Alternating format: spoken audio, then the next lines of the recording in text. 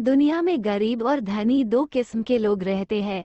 अमीर होने का कभी घमंड नहीं करना चाहिए, कभी किसी गरीब इंसान का मजाक नहीं बनाना चाहिए, क्योंकि समय सभी का अपना अपना आता है।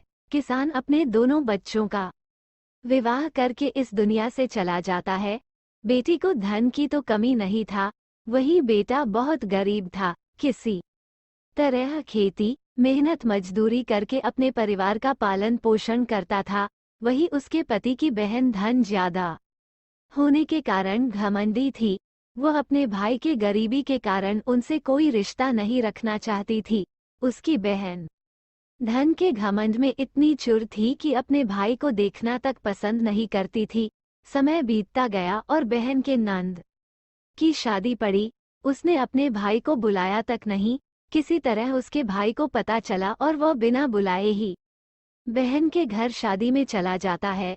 बहन उसको देखते ही अपने नौकरों से कहकर घर से बाहर ही लौटा देती है। भाई भूखा प्यासा रोते हुए जा रहा था, तभी रास्ते में उसको एक बूढ़ी माँ मिलती है। उन्होंने ने उस भाई से पूछा, बेटा क्यों रो रहे हो? इतने में वो अपनी सारी दुखदाई कहानी बताता है। बूढ़ी माता ने उसे समझाकर चुप होने को कहती हैं।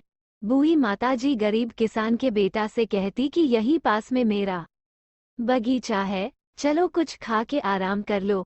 दोनों बगीचे में जाके खरबूज खाते हैं। फिर बूढ़ी माता ने एक थैले में खरबूज और कुछ खाने पीने का सामान रख के उसे वहां से घर भेजती है।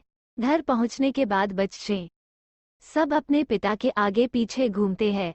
उसकी पत्नी अंदर से पानी लेकर आती और तुरंत थैला हाथ से लेकर देखने लगती है कि मेरी ननद क्या दी हैं।